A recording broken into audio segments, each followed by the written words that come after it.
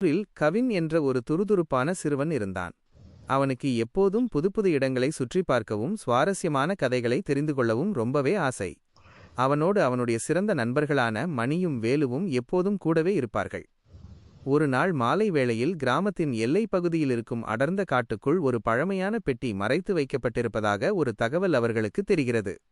ஆர்வ மிகுதியால் 3 நண்பர்களும் யாரோடும் சொல்லாமல் அந்த காட்டுக்குள் செல்ல முடிவு செய்கிறார்கள்.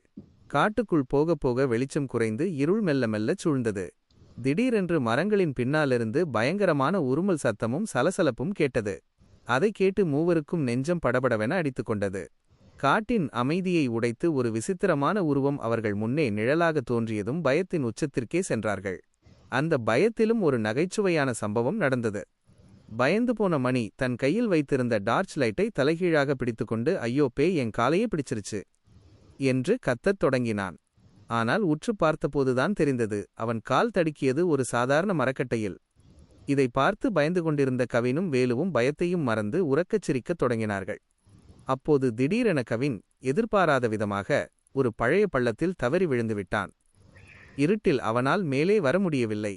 ஆபத்தான அந்த சூழ்நிலையில் மணியும் வேலுவும் பயந்து ஓடாமல் ஒருவரையொருவர் கெட்டியாக பிடித்துக்கொண்டு தங்கள் துண்டுகளை ஒன்றாக கட்டி கவினை காப்பாற்ற முயற்சி செய்தார்கள்.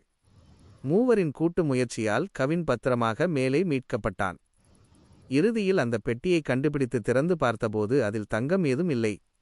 நட்பும் ஒற்றுமையுமே மனிதனின் மிகப்பெரிய சொத்து என்று எழுதப்பட்ட ஒரு பழைய குறிப்பு மட்டுமே இருந்தது. அன்றுதான் அவர்களுக்கு புரிந்தது, உண்மையான ஆபத்தில் நம்மை தனியாக விட்டுவிடாமல் தோள் கொடுக்கும் நட்புதான் வாழ்க்கையின் மிகப்பெரிய பலம் என்று.